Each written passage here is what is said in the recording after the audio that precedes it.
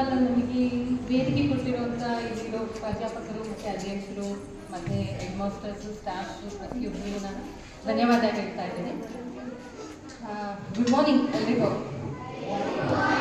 ಸೌಂಡೇ ಇಲ್ಲ.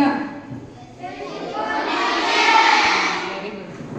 ಸೊ ಆವಾಗಲಿಂದ ನಾವು ಪರಿಸರದ ಬಗ್ಗೆನೇ ಮಾತಾಡ್ತಾ ಇದ್ದೀವಿ. ಸೊ ಮೇಯ್ನ್ ಒಂದೇ ಒಂದು ನೇಚರ್ ವೆರಿ ಇಂಪಾರ್ಟೆಂಟ್. ಇದು ನಿಮ್ಗೆಲ್ಲರಿಗೂ ತಲುಪಲಿ ಅನ್ನೋದೇ ನನ್ನ ಉದ್ದೇಶ ಮೇಯ್ನು. ಏನಂದರೆ ಈ ಪ್ರಕೃತಿಲಿ ನಾವು ಏನು ಪ್ರಕೃತಿ ಕೊಡ್ತೀವಿ, ಪ್ರಕೃತಿ ನಮಗೆ ಅದು ವಾಪಸ್ ಕೊಡುತ್ತೆ. ಫಾರ್ ಎಕ್ಸಾಂಪಲ್ ನಿಮ್ಮ ಫ್ರೆಂಡ್ಸು ಒಬ್ರಿಗೊಬ್ರು ಜೊತೆ ಕಿತ್ತಾಡ್ತಾ ಇದ್ದಾರೆ, ಒಬ್ರದ್ದು ಪೆನ್ಸಿಲ್ ಕಿತ್ಕೊಂಡ್ರೆ ಅಥವಾ ಒಬ್ರು ಹೊಡಿದ್ರೆ ವಾಪಸ್ ಅವರು ನಮಗೆ ತಿರುಗಿ ಹೊಡಿತಾರೆ, ಅಥವಾ ವಾಪಸ್ ಅವರು ನಮ್ಮಿಂದ ದೂರ ಆಗ್ತಾರೆ ಅಥವಾ ಕಿತ್ತಾಡ್ತಾರೆ, ಜಗಳ ಆಡ್ತಾರೆ. ಅದೇ ನೀವು ಒಬ್ರಿಗೊಬ್ರು ಪ್ರೀತಿಯಿಂದ ಮಾತಾಡ್ಸ ಬನ್ನಿ, ನೆಕ್ಸ್ಟ್ ಟೈಮ್ ಅವ್ರಿಗೆ ಒಂದು ಚಾಕ್ಲೇಟ್ ತಂದುಕೊಡಿ, ಇನ್ನೊಂದು ವಾರ ಬಿಟ್ಟು ಅವ್ರು ನಿಮಗೆ ಚಾಕ್ಲೇಟ್ ತಂದುಕೊಡ್ತಾರೆ. ಹೌದಲ್ವಾ? ವಾಯ್ಸೇ ಬರ್ತಿಲ್ಲ ಹೌದಲ್ವಾ? ಸೊ ಈ ಪ್ರಕೃತಿನೂ ಅಷ್ಟೇ, ನೀವೇನು ಪ್ರಕೃತಿ ಕೊಡ್ತೀರಾ ಪ್ರಕೃತಿ ಅದು ವಾಪಸ್ ನಿಮಗೆ ಕೊಡ್ತಾ ಇರುತ್ತೆ. ಆಯಿತಾ? ಸೊ ಈಗ ಆಲ್ಮೋಸ್ಟ್ ನಾವು ನೋಡ್ತಾ ಇದ್ವಿ, ತುಂಬ ಕಾಡನ್ನೆಲ್ಲ ನಾಶ ಮಾಡಿ ನಾವು ಮನೆ ಕಟ್ಟೋದು, ಬಿಲ್ಡಿಂಗ್ ಕಟ್ಟೋದು, ನಮ್ಮ ಸ್ವಾರ್ಥಕ್ಕೆ ಕಾಡನ್ನು ನಾಡಾಗಿ ಮಾಡ್ಕೊಳ್ತಾ ಇದ್ದೀವಿ. ಹೌದಾ? ಈ ಕಾಡನ್ನು ನಾವು ಯಾರು ಬೆಳೆಸಿರೋದಲ್ಲ, ಕಾಡು ತಾನಾಗೆ ಇರುವಂಥದ್ದು, ಅದು ಭಗವಂತ ಮಾಡಿರುವಂಥ ಸೃಷ್ಟಿ. ಆ ಸೃಷ್ಟಿನ ನಾಶ ಮಾಡಿ ನಾವು ಉಪಯೋಗಿಸ್ಕೊಳ್ಳೋದು ತುಂಬ ದೊಡ್ಡ ತಪ್ಪು ಅನ್ನೋದು ನನ್ನ ಅಭಿಪ್ರಾಯ. ಹೌದಲ್ಲ?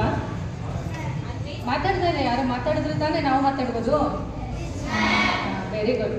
ಸೊ ಕಾಡನ್ನು ನಾಶ ಮಾಡೋದು ದೊಡ್ಡ ತಪ್ಪು.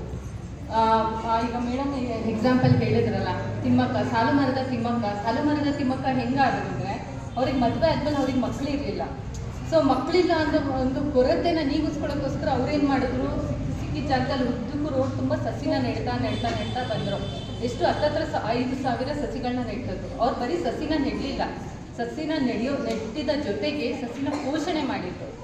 ಅವ್ರಿಗೆ ಇವಾಗಿರೋ ಫೆಸಿಲಿಟೀಸ್ ಥರ ಪೈಪಲ್ಲೆಲ್ಲ ಹೋಗಿ ನೀರು ಹಾಕಿ ಬಿಡುವಂಥ ಫೆಸಿಲಿಟೀಸ್ ಏನೂ ಇರಲಿಲ್ಲ. 2 ಬಿಂದಿಗೆ ನೀರನ್ನ ತಗೊಂಡೋಗಿ ಸಸಿಗೆ ಹಾಕಿ ಅದನ್ನು ಹೆಮ್ಮರ ಹಾಕಿ ಬೆಳೆಸಿದ್ರು. ಸೊ ಅದಕ್ಕೆ ಅವರಿಗೆ ಸಾಲು ಮರದ ತಿಮ್ಮಕ್ಕ ಅಂತ ಹೆಸರು ಬಂದಿದೆ. ಈಗ ನಾವು ಅಷ್ಟೇ, ಪ್ರಕೃತಿನ ನಾವು ನಾಶ ಮಾಡೋದು ಬಿಟ್ಟು ಆದಷ್ಟು ಪ್ರಕೃತಿನ ನಾವು ಉಳಿಸ್ತಾ ಹೋದಷ್ಟು ಅದರಿಂದ ನಮಗೆ ತುಂಬ ಒಳ್ಳೆಯದಾಗ್ತಾ ಹೋಗುತ್ತೆ. ಮತ್ತು ಇನ್ನೊಂದೇನು ಅಂದರೆ ನಾವು ಮಾಡ್ತಾ ಇರೋಂಥ ಈ ಪೊಲ್ಯೂಷನಿಂದ ನಮಗೆ ಹಾನಿ ಆಗ್ತಾ ಇದೆ.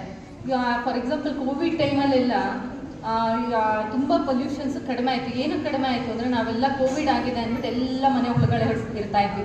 ಆಚೆ ಕಡೆ ವಾಹನಗಳು ಜಾಸ್ತಿ ಸಂಚಾರ ಇರಲಿಲ್ಲ, ಯಾರೂ ತುಂಬ ಏನು ಪ್ರವಾಸ ತಾಣಗಳಿಗೆ ಯಾರು ಜಾಸ್ತಿ ಹೋಗ್ತಾ ಇರಲಿಲ್ಲ. ಮತ್ತು ಇನ್ನೊಂದು ಮೇಯ್ನ್ ಥಿಂಗು, ಹೋದ ಕಡೆ ಎಲ್ಲ ನಾವೇನು ಮಾಡ್ತೀವಿ, ಪ್ಲಾಸ್ಟಿಕ್ನ ತಿಂದು ಎಸಿತೀವಿ, ಎಲ್ಲನಲ್ಲಿ ಇದು ಮಾಡ್ತೀವಿ. ಹೌದಾ? ನೀವೆಲ್ಲ ಮಾಡ್ತೀರಾ? ಚಾಕ್ಲೇಟ್ ಪೇಪರ್ಸು, ಬಿಸ್ಕೆಟ್ ಕವರ್ಸ್ ಎಲ್ಲ ಎಸಿದ್ದೀರಾ, ಡಸ್ಟ್ಬಿನ್ ಹಾಕ್ತೀರಾ? Okay, very good. ಸೊ ಮುಂಚೆ ಆ ಥರ ಎಲ್ಲ ಮಾಡಿ ಏನಾಗೋದು, ಪ್ರಾಣಿಗಳೆಲ್ಲ ತಿಂದು ಪ್ರಾಣಿಗೆಲ್ಲ ಹಾನಿ ಆಗೋದು. ಈಗ ಅದನ್ನೆಲ್ಲ ನಾವು ಪೋಷಣೆ ಮಾಡ್ತಾ ಬರ್ತಿದ್ದೀವಿ. ಇವನ್ ಗಂಗೆನ ಪರಿಶುದ್ಧ ಮಾಡಿಕೊಂಡ್ಬಿಟ್ಟು ನಮ್ಮ ಸರ್ಕಾರ ಸಾವಿರಾರು ಲಕ್ಷಾಂತರ ಕೋಟಿ ಅಷ್ಟು ವೆಚ್ಚ ಮಾಡಿ ಅದು ಪರಿಶುದ್ಧ ಮಾಡಬೇಕು. ಆದರೆ ಆಗಲಿಲ್ಲ ಅದು. ಮತ್ತು ಕೋವಿಡ್ ಟೈಮಲ್ಲಿ ನಾವು ಹೋಗೋದೆಲ್ಲ ತುಂಬ ಕಡಿಮೆ ಆದಮೇಲೆ ಅದು ತಾನಾಗೆ ತನ್ನ ಪರಿಶುದ್ಧ ಮಾಡ್ಕೊಳ್ತಾ ಹೋಯಿತು. ಪ್ರಕೃತಿನೂ ಅಷ್ಟೇ, ತಾನಾಗೆ ತಾನು ಎಲ್ಲ ಶುದ್ಧತೆನೂ ಮಾಡುತ್ತೆ, ನನಗೆ ಹೇಗೆ ಬೇಕೋ ಅದು ಬ್ಯಾಲೆನ್ಸ್ ಮಾಡ್ತಾ ಹೋಗುತ್ತೆ. ನಾವು ಏನು ಮಾಡಬೇಕು, ಜಸ್ಟ್ ನಾಶ ಮಾಡೋದನ್ನು ಕಮ್ಮಿ ಮಾಡಿ ಉಳಿಸ್ತಾ ಇರಬೇಕು. ಜಸ್ಟ್ ಒಂದೊಂದು ಸಸಿ ನೆಡೋದು ಸಾಕು. ಸೊ ಈಗ ನಾವು ಸೀಡ್ ಬಾಲ್ಸ್ ಅಂತ ಬಿಡ್ತಾ ಇದ್ವಿ. ಇದರೊಳಗಡೆ ಒಂದು ಬೀಜ ಇರುತ್ತೆ, ಮಣ್ಣಿಂದು ಒಂದು ಬೀಜ ತೋರಿಸ್ತೀನಿ.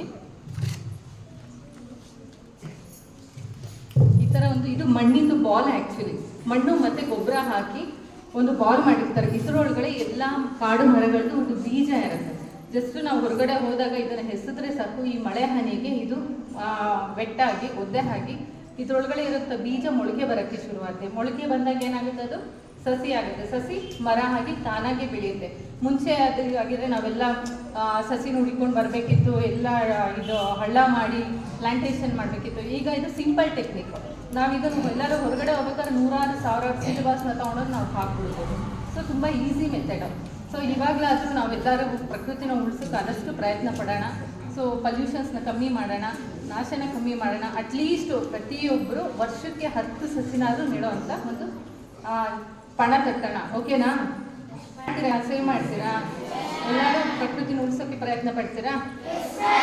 Very good. ಜೈ ಶ್ರೀರಾಮ್ ಅಂತೇಳಿ ಒಂದೊಂದು ಬಾಲ್ನ ಹಾಕ್ತಾ ಬರಬೇಕು. ಓಕೆ, ಹೇಳಿ ಎಲ್ಲ ಜೈ ಶ್ರೀರಾಮ್. Thank you.